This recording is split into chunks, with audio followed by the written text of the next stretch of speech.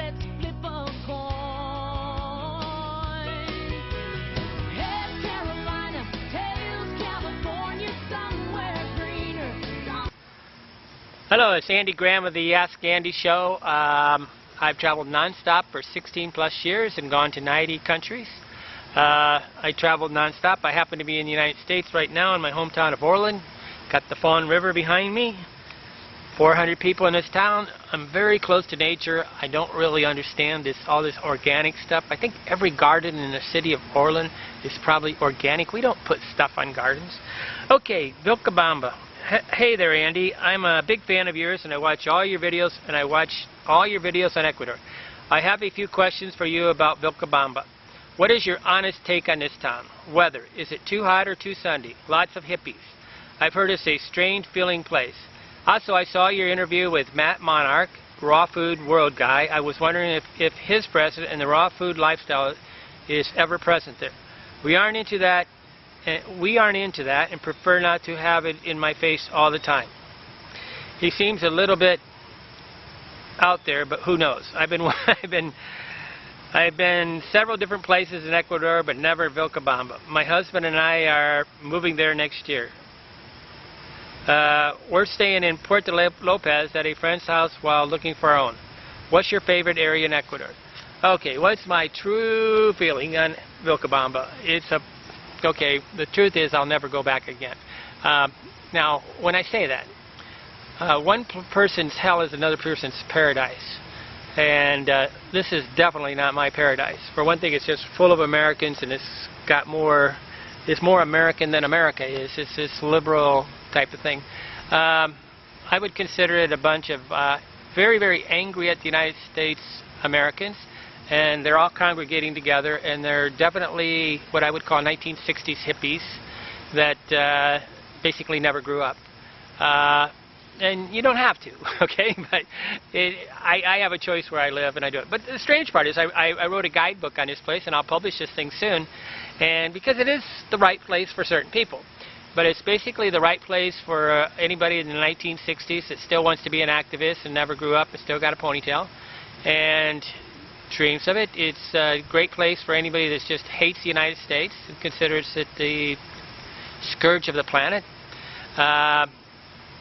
It's definitely 100% a raw food place, but Matt Monarch doesn't have anything. A lot of the local raw fooders are really either jealous or envious or angry at Matt Monarch because he lives out in a really expensive addition, one of the most expensive additions in the city.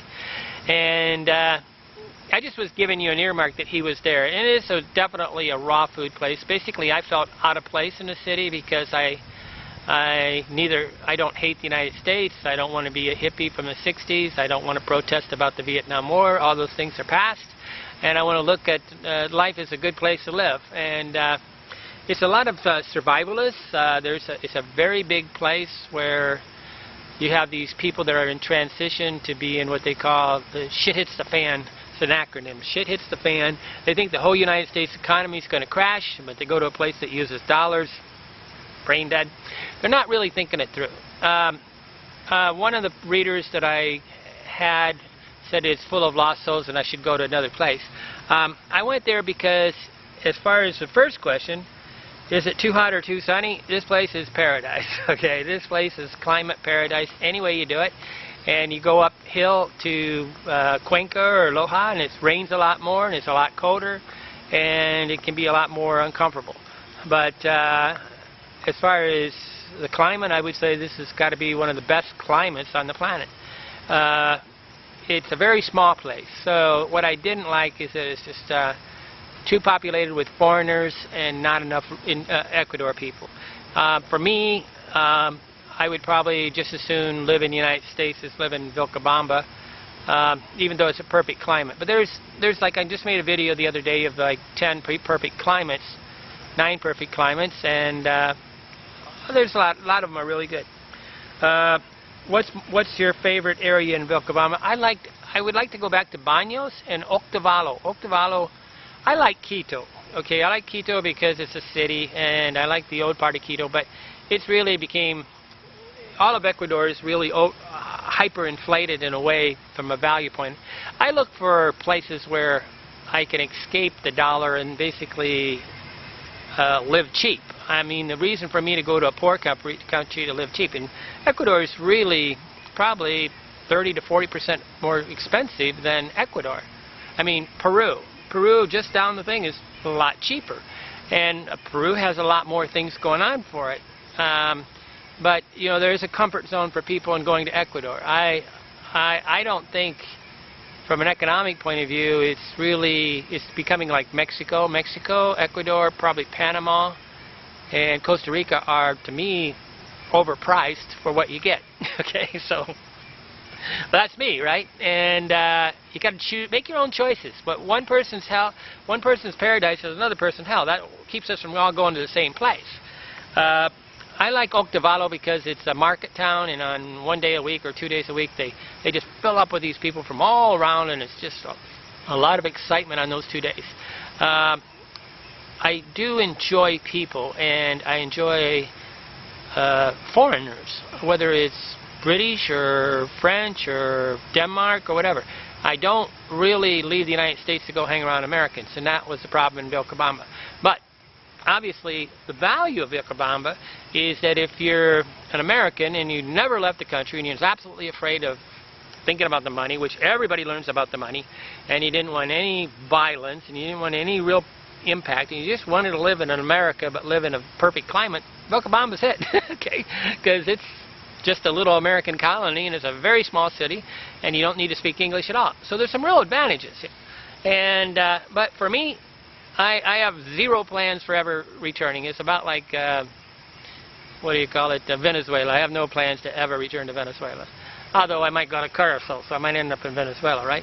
Or there's a couple islands, and you got these places like Guinea, Suriname, and those places.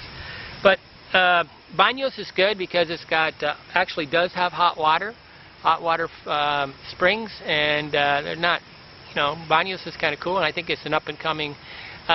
I also like, if I'm going to have, I don't want to go where old people go, and that's because I want to stay young. And so any place where that's on the mark of being a place to retire is probably not the place I'm going to be hanging around all the time, just because I do believe that it creates a inbred mentality. And although I do understand that not everybody wants to really think globally or understand the world or things, and there's nothing wrong with that. There's nothing wrong with just enjoying your one little place in the planet. But for me, my enjoyment is having the world pass me by, and usually that means younger people. Now, a lot of the, unfortunately, I won't go that much to Central and South America for the rest of my life, because it's full of these tattooed hippie dippies that really, they're connected to Facebook 24 hours a day, and they really do anything to peacock. So I'm going to Africa and more places, because this is me. That's my traveling. But it's definitely full of hippies. It's definitely perfect paradise climate. You've got some really funny place. I think it's probably one of the worst places on the planet. I really would highly recommend you never buy land in any of these countries or houses. I think that's really a silly thing to do. Just live there until, like right now, I'll give an example, in Thailand. Thailand's people have been buying and doing everything. Right now they had a military coup, and they changed the whole visa regime. You got people in complete panic trying to figure out how to even stay there. And they're basically putting you between a rock and a hard place, like give up a bunch of money or you can't stay. And that's what, really, I think living abroad at any one location, you only have 5 years window where it's going to be really good, and after that it's going to be pretty much hell. So, whatever, but, you know, make your own choices and live with them.